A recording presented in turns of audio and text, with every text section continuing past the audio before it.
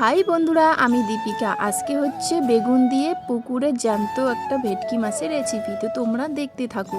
আমার মাছ কাটানো শেষ, এদিকে আমি মাছগুলো ভেজে নেব আর এটা রান্না করব বেগুন দিয়ে।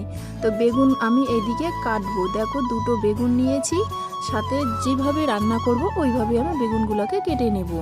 দেখো, এদিকে নিয়েছি আমি পেঁয়াজ বাটা, মরিচ বাটা মানে শুকনো লঙ্কা বাটা, আর আদা রসুন একসাথে বেটে নিয়েছি, আর জিরা বাটা, সব কিছু মানে সামান্য, আর টমেটো কুচি হাফ, মানে এক পুরোটা না, অর্ধেকটা। আর এদিকে দেখো, বেগুনগুলো আমার ভাজা শেষ। সেই কড়াইয়ে আমি অল্প কয়েকটা জিরে ফোড়ন দিয়ে সব কিছু মানে পেঁয়াজ বাটা, লঙ্কা বাটা আর টমেটো কুচি সবগুলো একসাথে কষিয়ে নেব।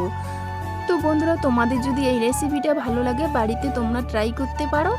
আর যদি রান্নাটা ভালো লাগে তো লাইক, কমেন্ট, শেয়ার আর সাবস্ক্রাইব করে পাশে থাকবে। তো দেখো, এদিকে আমার রান্না প্রায় শেষ। মাছগুলো দিয়ে বেগুন ভাজাগুলো দিয়ে নাড়িয়ে চাড়িয়ে নেমে নিলেই আমার রেডি বেগুন দিয়ে ভেটকি মাছ। তো কেমন হয়েছে, ভালো লাগলে অবশ্যই কমেন্ট করো।